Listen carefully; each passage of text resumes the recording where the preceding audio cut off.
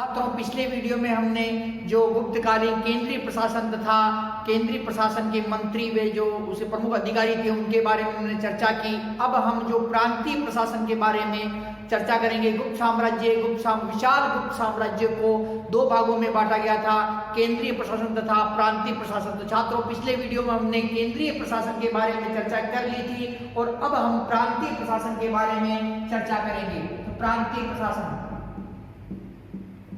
प्रांतीय प्रशासन, प्रांतीय प्रशासन। प्रांतीय प्रशासन के अंतर्गत प्रांत, सर्वप्रथम क्या है छात्रों? प्रांत। प्रांत शासन की सुविधा की दृष्टि से, शासन की सुविधा की दृष्टि से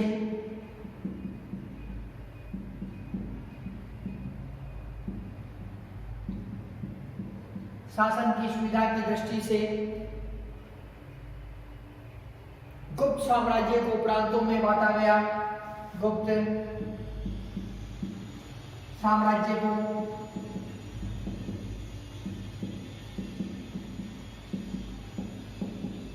प्रांतों में बांटा गया। गुप्त साम्राज्य को प्रांतों में बांटा गया। प्रांतों को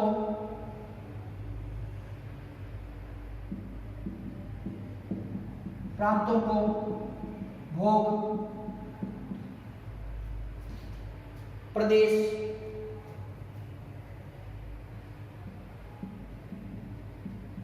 प्रांतों को भोग प्रदेश कहा जाता था, कहा जाता था। प्रांतों को भोग प्रदेश कहा जाता था। प्रांतों के शासक की नियुक्ति, प्रांतों के शासक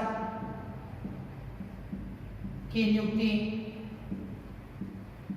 सम्राट द्वारा की जाती थी। सम्राट द्वारा की जाती थी।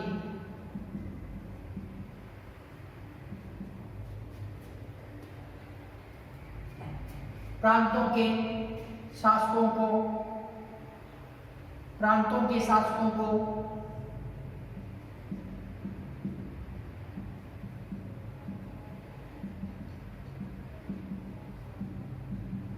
प्रांतों के शासकों को राजस्थानीय उपरेखक, राजस्थानीय उपरेखक, राजस्थानीय गोप्ता भौगिक कहा जाता था। गोप्ता भौगिक कहा जाता था, कहा जाता था। छात्रों, जो प्रांतीय प्रशासन है, गुप्त राजाओं ने प्रशासन की सुविधा की दृष्टि से तथा प्रशासन को सुचारू रूप से चलाने के लिए जो प्रांतों को, अपने विशाल साम्राज्य को प्रांतों में बांट रखा था और प्रांतों को भोग कहा जाता था। क्या कहा जाता था छात्रों? प्रांतों को भोग कहा जाता था। भोग व प्रदेश, प्रांतों को भोग व प्रदेश के नाम से जाना जाता था। प्रांतों के शासक की नियुक्ति सम्राट द्वारा की गई। किसके द्वारा की गई? सम्राट द्वारा की जाती थी। मतलब जो गुप्त राजा थे, गुप्त वंश के शासक, वही प्रांतों के शासकों की नियुक्तियां करते थे। प्रांतों के शासकों को उपरेखक, राजस्थानीय गोप्ता भौगिक, क्या कहा जाता था? प्रांतों के शासकों को उपरेखक, राजस्थानीय गोप्ता भौगिक के नाम से जो जाना जाता था। छात्रों, इसके बाद में हम देखते हैं प्रांतों के बाद में जो था विषय। प्रांतों के बाद में क्या था? विषय। प्रांतों को विषय में बांटा गया था। प्रांतों के बाद में विषय।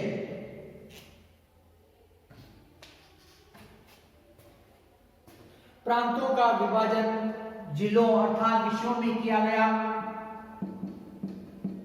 प्रांतों का विभाजन जिलों जिलों को क्या कहते थे? विषय। में किया गया। तो प्रांतों का विभाजन जिलों विषयों में किया गया। सर्वोच्च अधिकारी, जो विषय का सर्वोच्च अधिकारी है, सर्वोच्च अधिकारी। तो विषय का सर्वोच्च अधिकारी कौन है? विषयपति। तो विषय का सर्वोच्च अधिकारी क्या कहलाता था? विषयपति के नाम से जाना जाता था। और इस विषयपति की नियुक्ति, किसकी नियुक्ति कौन करता था? ऊपरी द्वारा की जाती थी। तो ऊपरी कौन था छात्रों? प्रांत का सर्वोच्च अधिकारी। प्रांत का जो अधिकारी था कौन था? ऊपरी कहलाता था। और ये ऊपरी होते थे, ये किसकी नियुक्ति करते थे? जिले के सर्वोच्च अधिकारी विषयपति की ये नियुक्ति करते थे। और इस ऊपरी की कौन करेगा? राजा ऊपरी की नियुक्ति करेगा। ऊपरी किसकी करेगा? विषयपति की नियुक्ति करेगा। विषयपति का कार्यालय, विषयपति का कार्यालय।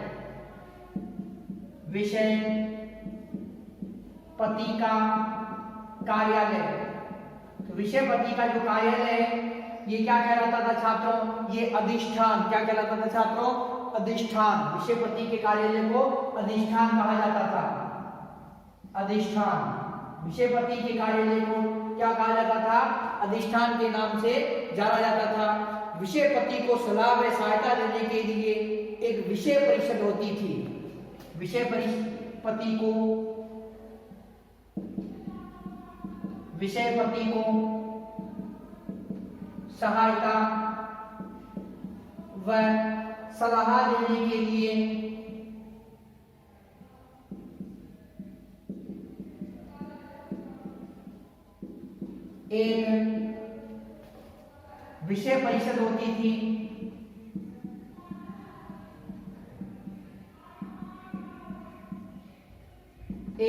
एक विषय परिषद होती थी। विषयपति को सहायता व सलाह देने के लिए विषय परिषद होती थी। इसमें सदस्य नगर श्रेष्ठी सातवाहा, इसमें सदस्य इस परिषद में सदस्य नगर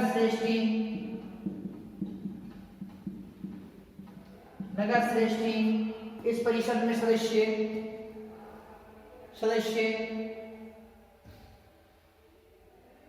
नगर श्रेष्ठी सातवाहा, प्रथम पुलिंग सातवाहा,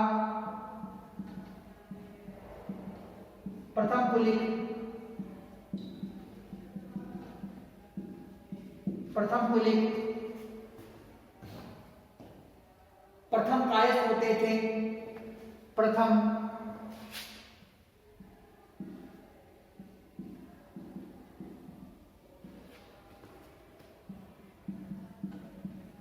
होते थे।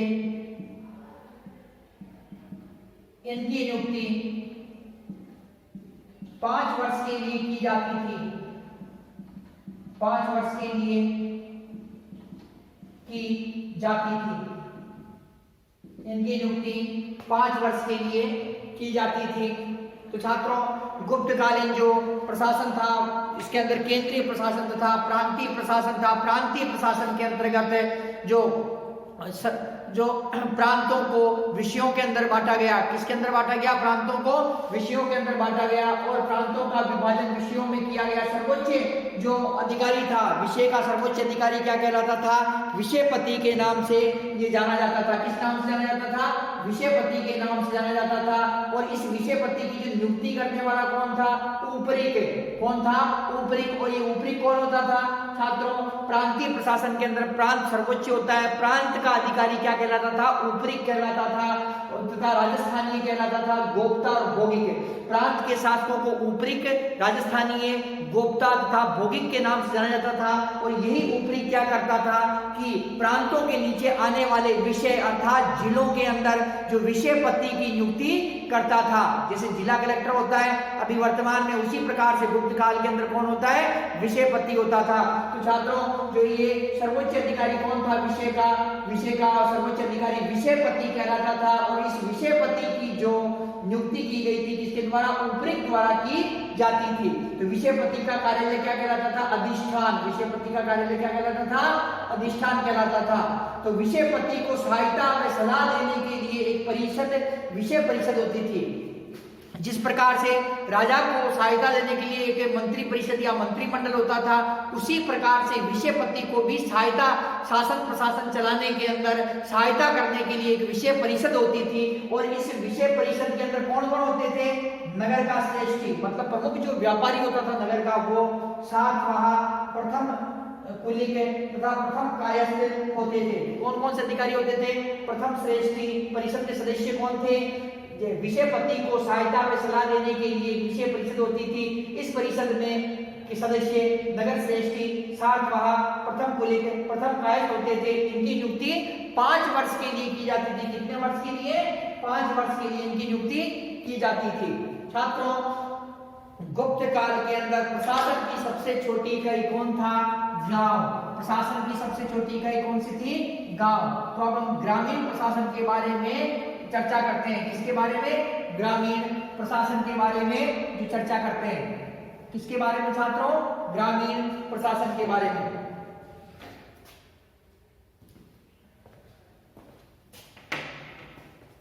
ग्रामीण प्रशासन, प्रांतीय प्रशासन हमने देख लिया। अब हम ग्रामीण प्रशासन के बारे में चर्चा करते हैं। तो छात्रों, ग्रामीण प्रशासन या ग्राम प्रशासन, ग्राम प्रशासन,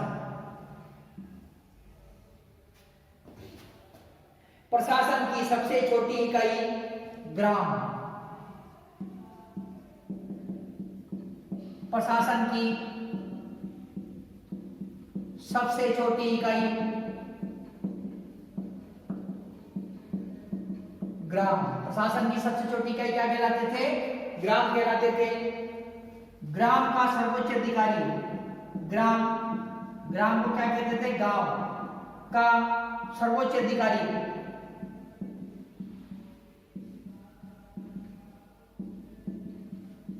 ग्रामिक।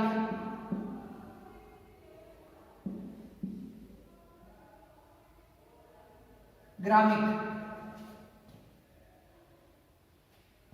क्या कहते? इस ग्राम का सर्वोच्च अधिकारी क्या कहलाता है? ग्रामपति। ग्रामपति या महत्तर, ग्रामपति या महत्तर के नाम से ये जाना जाता था। ग्राम सभा को मध्य भारत में पंचमंडली व बिहार में ग्राम जनपद कहा जाता था। ग्राम सभा को मध्य भारत में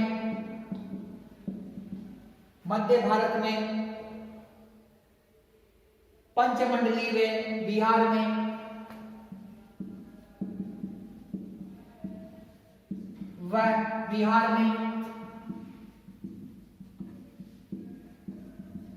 बिहार में ग्राम जनपद कहा जाता था। ग्राम जनपद कहा जाता था।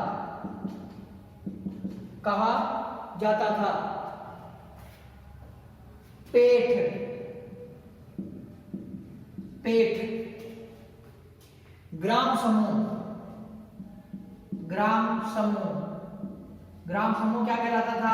पेठ कहलाता था। ग्राम व विषय के मध्य की इकाई, ग्राम व विषय के बीच की इकाई को पेठ कहा जाता था।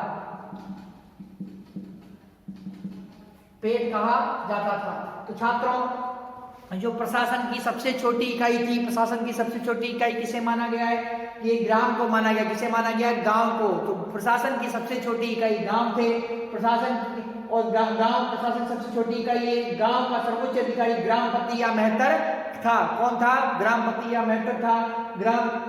ग्राम को मध्य भारत में पंचमंडली, जो मध्य भारत है, मध्य भारत के अंदर ग्राम को क्या कहा गया है? पंचमंडली के नाम में पंचमंडली कहा गया है। बिहार के अंदर ग्राम जनपद कहा गया है। छात्रों, तो इसमें अब जो ये छात्रों ये ग्राम है, गांव प्रशासन तथा विषय, इन दोनों के बीच में एक मंडली है, वो मंडली क्या कहलाती है? पेट। कौन सी मंडली है?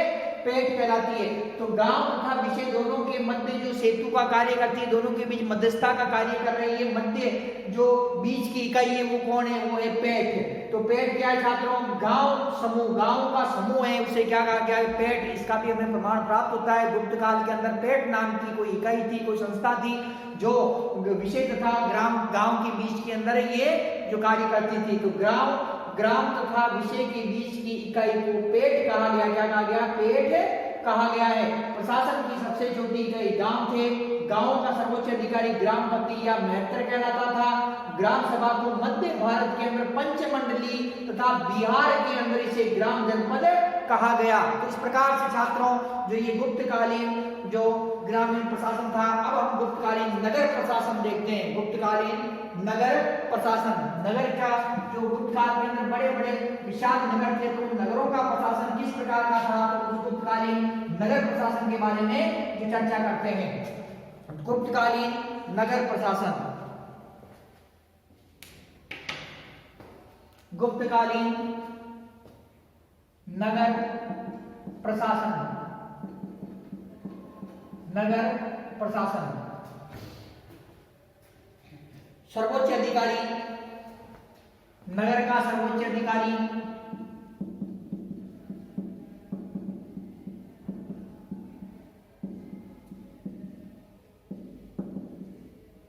द्रांगिक,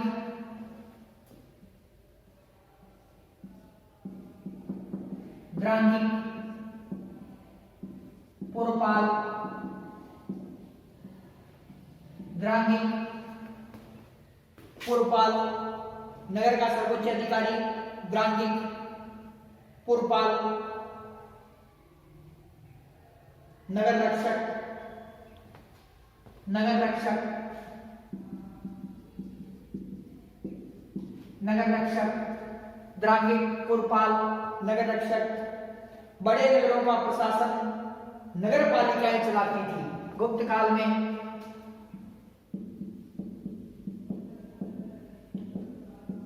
बड़े नगरों का प्रशासन नगर पालिकाएं प्रशासन नगर पालिकाएं चलाती थी।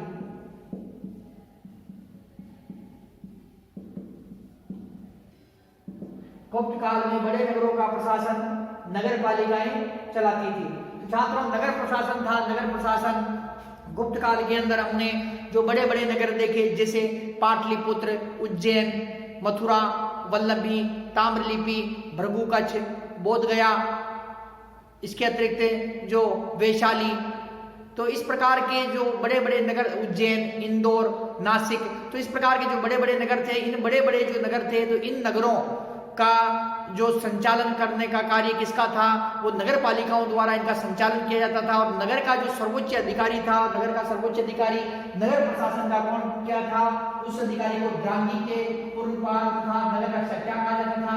द्रांगिक, पुरपाल तथा नगर रक्षक के नाम से भी जाना जाता था। तो नगर प्रशासन, नगर का सर्वोच्च अधिकारी द्रांगिक, पुरपाल तथा नगर रक्षक कहलाता था। गुप्त काल में बड़े नगरों का प्रशासन नगर पालिकाएं चलाती थी। छात्रों तो इस प्रकार से ये जो नगर प्रशासन था। अब हम देखते हैं गुप्तकालीन न्याय व्यवस्था। तो गुप्त काल के अंदर जो अपराध अत्यंत ही कम होते थे। अपराध कम क्यों होते थे, क्या कारण था अपराध कम होने का? तो कारण ये था गुप्तकालीन जो न्याय व्यवस्था थी अत्यंत ही सुदृढ़ थी। और सुदृढ़ न्याय व्यवस्था, कठोर न्याय व्यवस्था के कारण क्या था कि अपराध कम होते थे। छात्रों तो हम गुप्तकालीन जो न्याय व्यवस्था के बारे में चर्चा करते हैं। गुप्तकालीन न्याय व्यवस्था,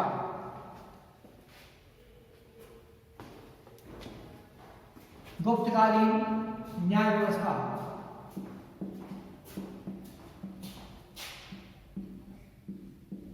न्याय व्यवस्था सर्वोच्च न्यायाधीश,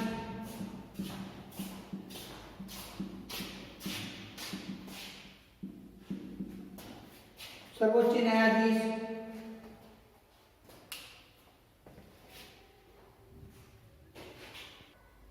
तो छात्रों, इसमें जो गुप्तकालीन न्याय व्यवस्था है, सर्वोच्च न्यायाधीश कौन था गुप्त काल के अंदर? राजा।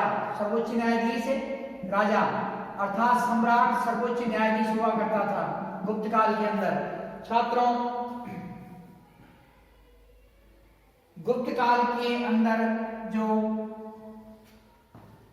गुप्त काल में दंडनायक,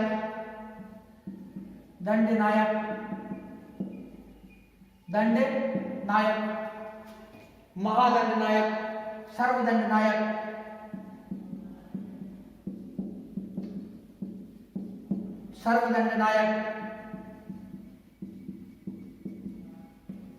महादंडनायक, सर्वदंडनायक नामक न्यायाधीश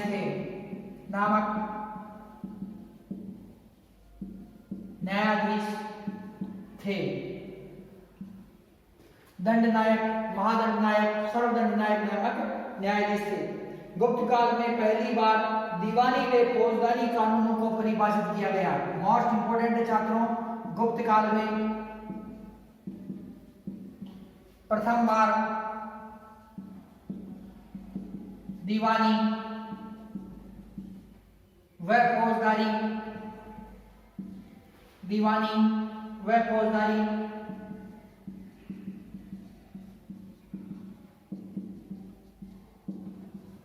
कानूनों को परिभाषित किया गया।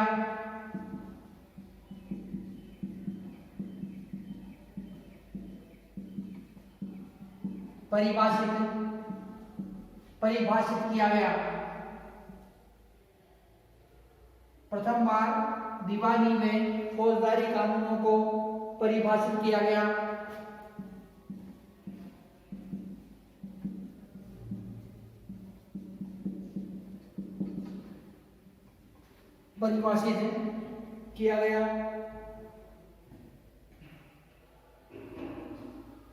गुप्त काल में प्रथम बार उत्तराधिकार के नियम निर्धारित हुए। गुप्त काल में प्रथम बार उत्तराधिकार के नियम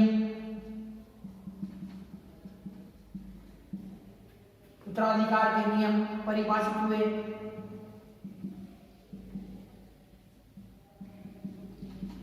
उत्तराधिकार के नियम निर्धारित हुए।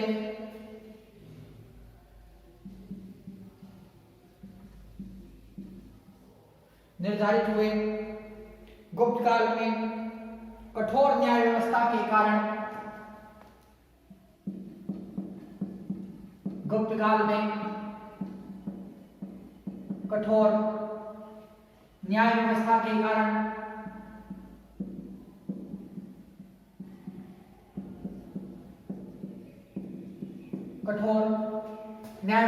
कारण अपराध कम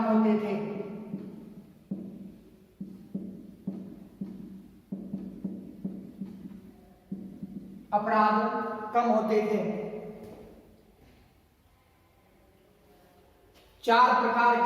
गुप्त काल में 4 प्रकार के न्यायालयों का 4 प्रकार के न्यायालयों का उल्लेख मिलता है।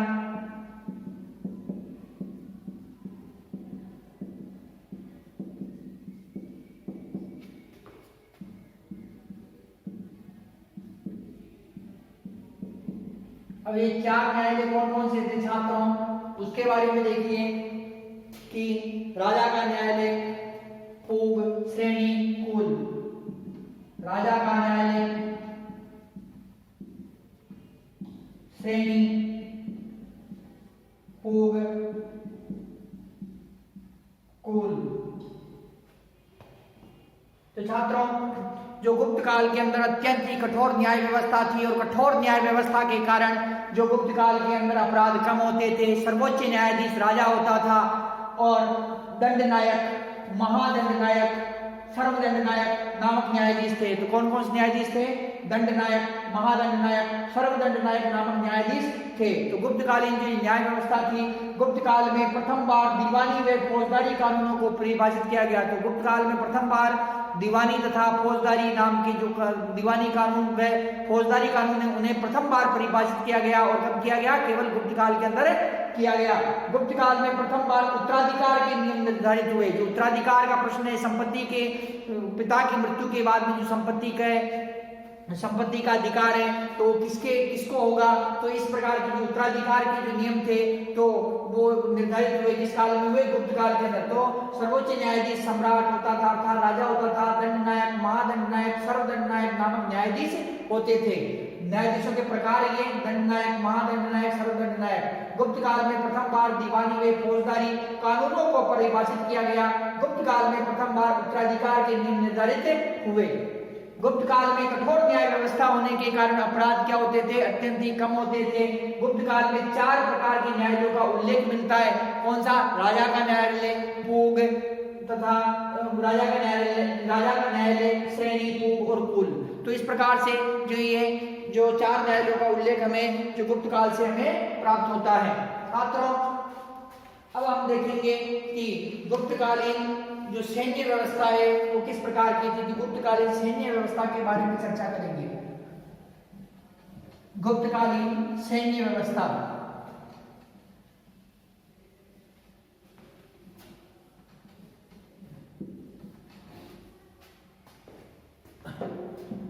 गुप्तकालीन सैन्य व्यवस्था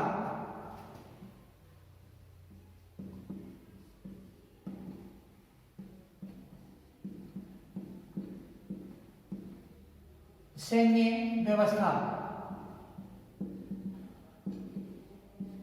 गुप्त राजाओं के पास में छात्रों स्थायी सेना होती थी और शक्तिशाली सेना थी। एक तो स्थायी सेना थी, दूसरी क्या शक्तिशाली सेना थी, जिसके दम पर उन्होंने क्या किया? विशाल साम्राज्य की स्थापना की और भारत को एक बार पुनः राजनीतिक एकता के सूत्र में बांधा। तो छात्रों, सैन्य व्यवस्था के बारे में हम देखते हैं। गुप्त काल की सैन्य व्यवस्था है, सर्वोच्च सेनापति, सर्वोच्च सेनापति। तो सर्वोच्च सेनापति कौन था? राजा। गुप्त काल में सेना का सर्वोच्च सेनापति कौन होता था? राजा होता था और राजा का जो अपनी सेना पर पूर्ण रूप से नियंत्रण था। तो छात्रों, राजा के पास में स्थायी सेना थी। राजा के पास स्थायी सेना थी। स्थायी सेना थी। राजा के पास में किस प्रकार की सेना थी छात्रों? स्थायी सेना जो राजा के पास में थी, महाबलाधिकृत, महाबलाधिकृत, महाबलाधिकृत, महाबलाधिकृत। ये क्या था छात्रों? महाबलाधिकृत था। ये सेना का सेनापति। क्या था ये? सेना का सेनापति। सेना का सेनापति, महाबलाधिकृत। छात्रों, जो गुप्त जो सेना थी इसमें छात्रों महाबलाधिकृत ये सेना का सेनापति होता था। इसके अतिरिक्त जो पदादि सेना के अंग हैं छात्रों, सेना के अंग, सेना के अंग। गुप्तकालीन सेना है, इसके अंग कितने? 4। कितने अंग थे? 4 अंग थे। और 4 कौन कौन से अंग थे उसके बारे में हम देखते हैं छात्रों। इसके अंदर की पदाती मतलब पैदल सैनिक, पैदल सैनिक जो पैदल चल के युद्ध करते थे, पैदल सैनिक, पदाती। दूसरा अंग था रथरोही, दूसरा अंग था रथरोही, रथ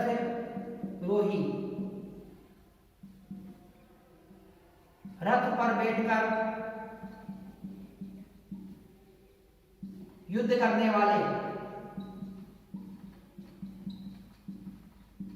रथ पर बैठकर युद्ध करने वाले सैनिक। तो ये रथरोही थे।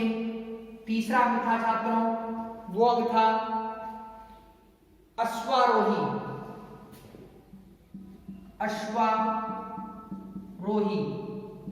अश्वारोही मतलब घुड़सवार, सैनिक, घुड़सवार सैनिक थे ये। और चौथा जो अंग था वो था गजारोही। गजारोही मतलब हाथी सेना। हाथी की सेना मतलब हाथी पर बैठकर युद्ध करने वाले सैनिक। तो छात्रों सेना के अंग कितने थे? 4 थे। पदाती क्या थे? पदाती का मतलब है पैदल जो सैनिक थे, पैदल ये लड़ाई करते थे आमने सामने की। तथा रथरोही रथ पर बैठकर ये जो आकर लड़ाई करते थे। अश्वारोही मतलब कि घुड़सवार सैनिक थे। और गजारोही ये सैनिक कौन से थे? हाथी सेना अर्थात हाथी पर बैठकर ये युद्ध करते थे। छात्रों इसके अतिरिक्त चमूए पैदल सैनिक की टुकड़ी। चमूई किसे कहते थे? पैदल सैनिकों की टुकड़ी। पैदल सैनिकों की टुकड़ी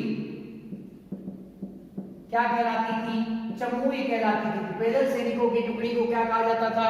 चमूई कहा जाता था। कटुक गज सेना नायक। कटुक क्या था? गज मतलब हाथी, एलिफेंट वाली सेना। गज सेना नायक, हाथी सेना अर्थात गज सेना का ये नायक था, प्रमुख अधिकारी था कटुक। अटाश्वपति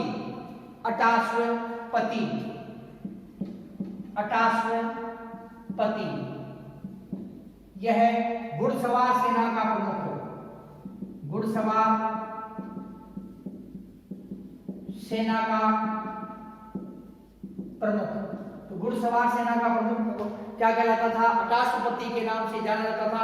चाट का मतलब क्या था? साधारण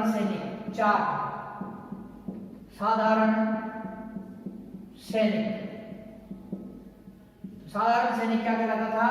चाट कहलाता था। तो छात्रों इसमें देखिए कि गुप्तकालीन जो सैन्य व्यवस्था है, सर्वोच्च सेनापति कौन था? राजा था। और राजा के पास में अपनी स्वयं की स्थायी सेना होती थी। सेनापति महाबलाधिकृत कौन था? सेना का सेनापति था। छात्रों अंग सेना के अंग कितने थे? 4 प्रकार के अंग थे। और 4 अंग कौन से थे?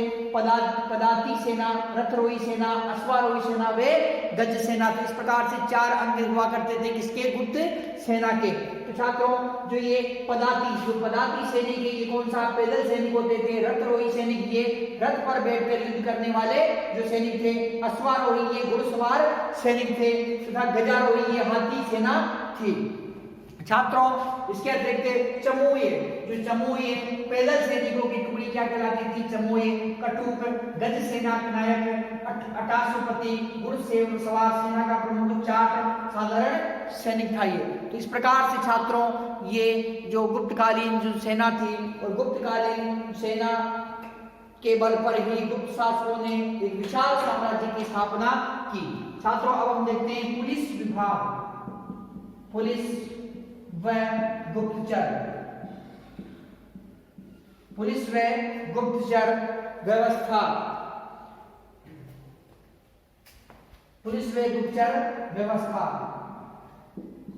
छात्रों पुलिस व गुप्तचर व्यवस्था देखते हैं गुप्तकाल की। तो इसमें छात्रों प्रमुख अधिकारी, पुलिस के प्रमुख अधिकारी, पुलिस के प्रमुख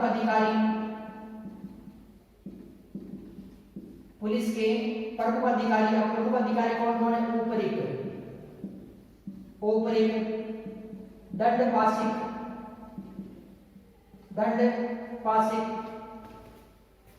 दंडपासिक अंगरक्षक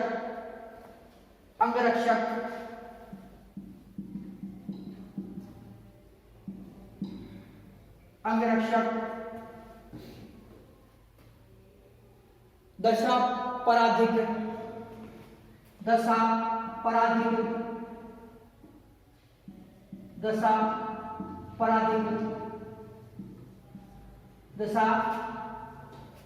पराधिक चोरोदरणिक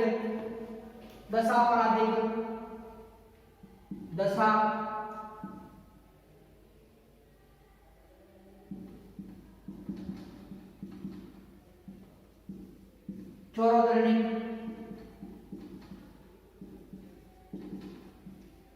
चौरोदरणिक,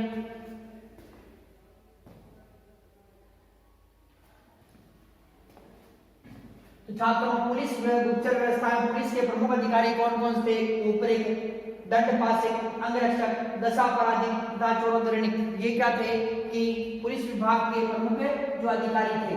छात्रों ये पुलिस विभाग के सर्वोच्च अधिकारी थे और साधारण जो पुलिस कर्मचारी था उसे, जो साधारण पुलिस कर्मचारी होते थे उसे जो भट्ट या भाट कहा जाता था।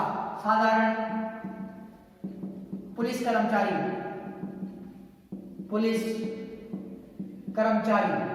भले कांस्टेबल के बराबर है, साधारण पुलिस कर्मचारी को क्या कहलाता था? भाट या भट्ट कहलाता था। तो छात्रों गुप्तचर व्यवस्था के अंतर्गत गुप्तचर को क्या कहा जाता था? दूत कहा जाता था। क्या कहा जाता था? गुप्तचर क्या कहलाता था? दूत कहलाता था। और गुप्त काल में संगठित गुप्तचर व्यवस्था थी। संगठित गुप्तचर व्यवस्था थी। तो गुप्त काल के अंदर जो पुलिस प्रशासन था छात्रों, पुलिस प्रशासन के अंतर्गत जो सर्वोच्च अधिकारी था क्या कहलाता था? ऊपरी दंडपाशिक। जो पुलिस के प्रमुख अधिकारी जो होते थे वो क्या कहलाते थे? ऊपरी दंडपाशिक, अंगरक्षक, दशापराधी तथा चौरोदरणिक। तो ये पुलिस के जो प्रमुख अधिकारी थे और पुलिस का जो कर्मचारी था अर्थात एक कांस्टेबल के अनुसार, एक कांस्टेबल के रूप में जो पुलिस का जो अधिकारी है वो क्या कहलाएगा छात्रों? वो कहलाता था भाट या भट्ट कहलाता था। और पुलिस विभाग का जो सर्वोच्च अधिकारी, पुलिस का सर्वोच्च अधिकारी, तो पुलिस का सर्वोच्च अधिकारी कौन था? छात्रों पुलिस का सर्वोच्च अधिकारी था दंडपाशिक। कौन था? दंडपाशिक के पुलिस का सर्वोच्च अधिकारी था। और जो साधारण कर्मचारी था वो कौन था? भाट या भट्ट कहलाता था। गुप्त काल के अंदर संगठित गुप्तचर व्यवस्था मौजूद थी और गुप्तचरों को दूत के नाम से गुप्त काल के अंदर जाना जाता था। छात्रों इस प्रकार से जो ये गुप्तकालीन जो राजनीतिक स्थिति है ये टॉपिक हमारा कंप्लीट होता है। छात्रों परीक्षा के अंदर आपके गुप्तकालीन सामाजिक, आर्थिक, धार्मिक व राजनीतिक स्थिति का वर्णन कीजिए। इस प्रकार से प्रश्न आता है छात्रों।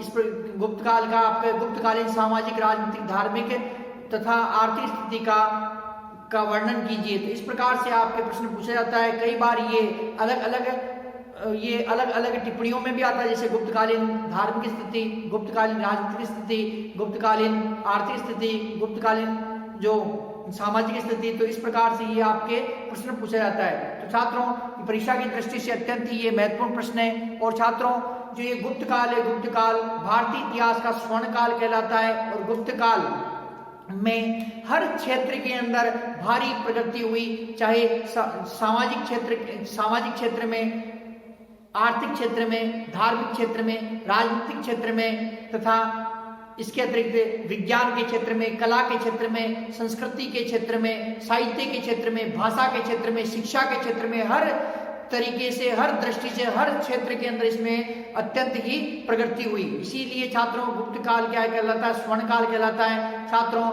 गुप्त काल के अंदर जो गुप्तकालीन समाज था वो 4 वर्णों के अंदर विभक्त था। और गुप्त काल में अंदर इन वर्णों के अलावा कई प्रकार की जो जातियां थी उनका उल्लेख भी मिलता है। गुप्त काल में सर्वप्रथम कायस्थ जाति का भी हमें उल्लेख मिलता है। गुप्तकालीन जो आर्थिक स्थिति थी अत्यंत ही सुदृढ़ स्थिति थी। कृषि, पशुपालन तथा उद्योग धंधे, व्यापार वाणिज्य विकसित अवस्था के अंदर था। आंतरिक व्यापार तथा आंतरिक व्यापार के साथ साथ बाहरी व्यापार भी किया जाता था। गुप्तकालीन जो धार्मिक स्थिति है, गुप्तकालीन धार्मिक स्थिति के अंतर्गत वैदिक धर्म, बौद्ध तथा जैन धर्म विद्यमान थे तथा हिंदू क्रांति का काल, वैदिक धर्म को ही हिंदू धर्म कहा जाता है, हिंदू क्रांति का काल जो गुप्त काल कहलाता है।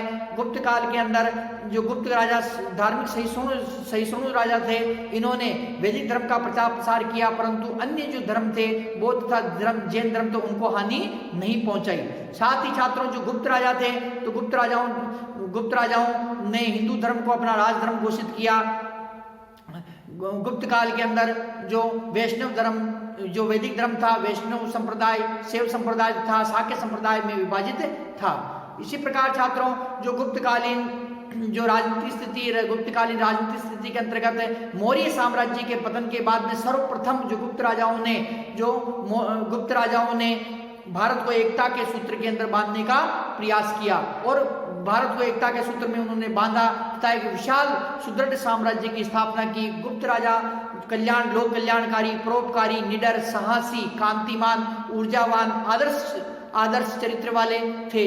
गुप्त राजा को प्रजा ईश्वर का प्रतिनिधि समझती थी तथा गुप्तकालीन जो साहित्य है उसके अंदर भगवान शिव का प्रतिनिधि गुप्त शासकों को माना गया है। तो इस प्रकार से छात्रों जो गुप्त राजा थे, तो गुप्त राजाओं द्वारा जो अपना प्रशासन था, तो प्रशासन भी उन्होंने अब प्रशासन को सुचारू रूप से चलाने के लिए उन्होंने अपने प्रशासन को 2 भागों में बांटा, केंद्रीय प्रशासन तथा प्रांतीय प्रशासन। और इस प्रकार से उन्होंने प्रांतीय प्रशासन था, तो प्रांतीय प्रशासन को भी प्रांतों, विषय तथा ग्रामों के अंदर बांटा। इसके अतिरिक्त नगरों का जो प्रशासन था उनके लिए भी उन्होंने विभिन्न प्रकार के अधिकारियों की नियुक्ति की। तो छात्रों इस प्रकार से जो ये आज हमारा टॉपिक था गुप्तकालीन राजनीतिक स्थिति, ये कंप्लीट होता है। नेक्स्ट टाइम नेक्स्ट टॉपिक करेंगे। धन्यवाद।